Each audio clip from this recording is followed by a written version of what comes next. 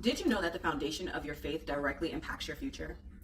Hi, my name is Shawanda, and I'm here to help you to live with purpose and on purpose. Today, we're talking about living with purpose and how this is good for your spiritual health. Now, here's the thing about living with purpose. Having a purpose is actually a primal human need. The thing is that we all want to be needed, and we kind of need to know where we make a difference in order to feel fulfilled and happy and complete. And that's why living with purpose is so important. Well, let me help you with that. This whole thing about the need to be needed, it's really one of the biggest challenges that we have. We have this connection with thinking that our purpose is tied to someone else. Our purpose is tied to how we are needed by someone else. And so therefore, if we are not needed by someone else, then somehow it invalidates who we are. Listen, the whole living with purpose thing should not draw us into a life of codependency. Therefore, feeling that our identity, our gifts, our abilities, or what have you, is wrapped up in someone else, because it's not. This is completely unhealthy. As you start developing and understanding what your true purpose is and connect to where your purpose comes from, in essence, understanding of who you were created by and why, then you actually start to build more intentional relationships rather than relationships built on the fallacy that you need each other in a very unhealthy way. You really don't need to be needed. You need to better understand your role in the actual relationship so that the relationships are healthy. In other words, why did God place you in someone's life, and why did God place them in your life? How are you working together in order to create something great or to do something great unto the glory of God? See, you're pairing together to move forward rather than a codependency type of need, which in your mind makes you feel less than or invalidated if someone doesn't agree with who you are or agree with what you can do or agree with what you believe. See? The beginning of this change really starts with accepting and becoming secure in who you are because of who created you and why. Now, when we first started this series, we went back to Genesis and talked about how we were made in the likeness and in the image of God. That is truly the foundation of faith, because if we don't believe, if we don't have hope in that, then we get our identity wrapped up in other people, and therefore when other people don't validate your identity, then you feel lost, then you feel hopeless. And that's not what it's all about, because then you start feeling like you have no purpose. You have no reason for living. But you always have a reason for living because God created you. God is the one that gave you your identity, and therefore He is the one that gave you a purpose. He is the one in which your destiny is wrapped up in, not another person. So this needs to change. So this way we begin to have healthier boundaries with ourselves and other people once we accept this. Once we accept that God is our creator. Once we accept that He has a greater future for us. Once we accept that there is something greater for each and every one of us. And therefore we don't need to go and fight so hard to ensure that other people validate who we are and that we're accepted by other people. We don't have to do that so much. We can be secure in who we are because He says that's who we are.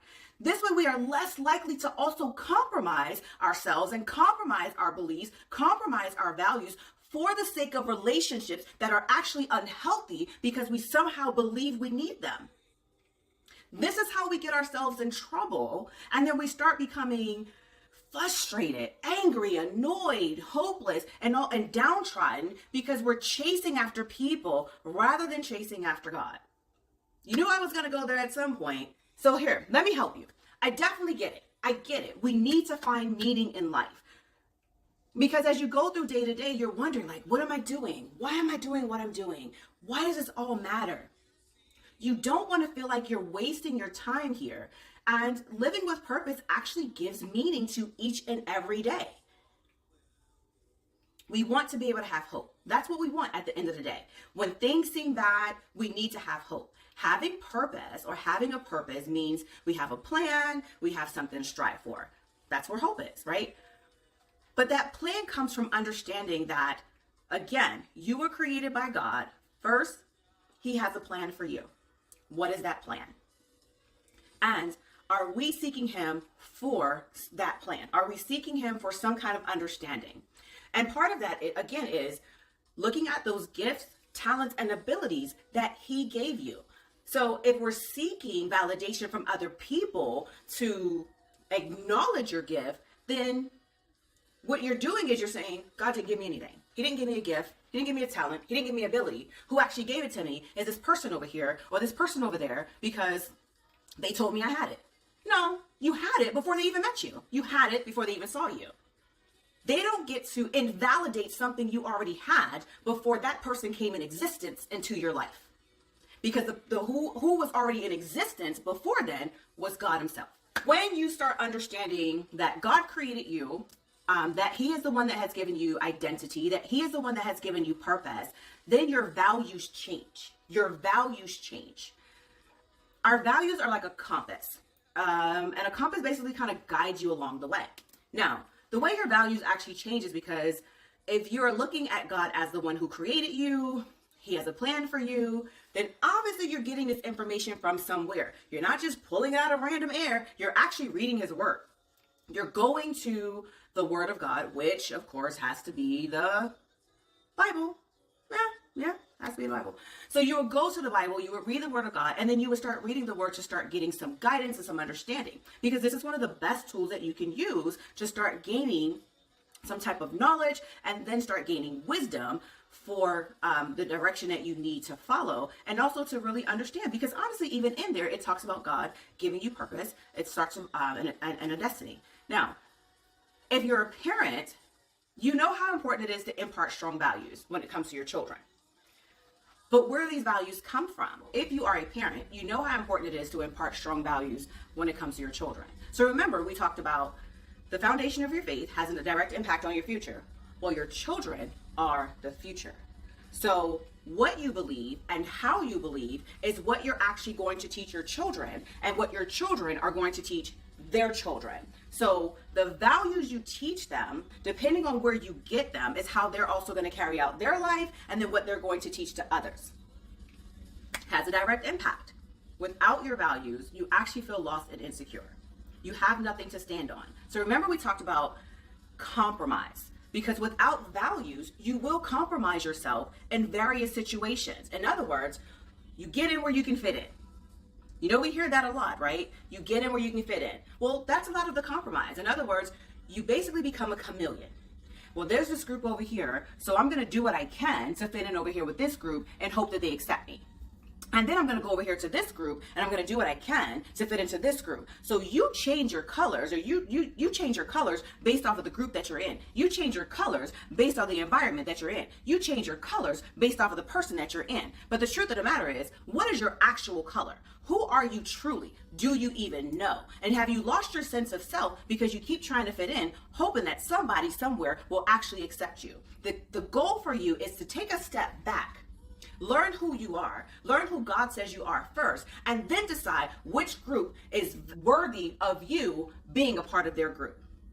It's not about you being worthy of them. It's them being worthy of you. Because once you know who you are, then you are less likely to try to fit in somewhere. You will have a value of yourself, and then you will see them differently by saying, are you worth my time? Are you worth my space? Because our relationship needs to be more intentional. What are we going to do together? What role do you have in my life? What are we going to accomplish together? See how you have more intentional relationships at that point? Because then you start working and saying, okay, I see what you got. I see what I got. I see what we have in this relationship. And therefore now we can walk together to accomplish something unto the glory of God. So like I said, the foundation of your faith directly impacts your future, because what you do, how you see yourself, how you see you were created, and why you were created will determine your outlook on life. Because you will now value yourself differently, value the resources that you have, your gifts, talents, abilities, and your time. And you will no longer see yourself as less than, but you will see yourself worthy enough. And therefore, anyone else that comes into your space, you will now evaluate them rather than evaluating yourself to determine whether or not you need to fit in with them. So today, again, we wanted to talk about how living with purpose is good for your spiritual health. My name is Shawanda Randolph, and I'm here to help you to live with purpose and on purpose. I hope this message has been a blessing unto you, and that today you will start to learn to live in your rightful identity as God created you, and seek Him and Him only for who you are. And remember that you were made in the likeness and in the image of God. Have a blessed and wonderful day, and may you walk in your true identity for who God has called you to be.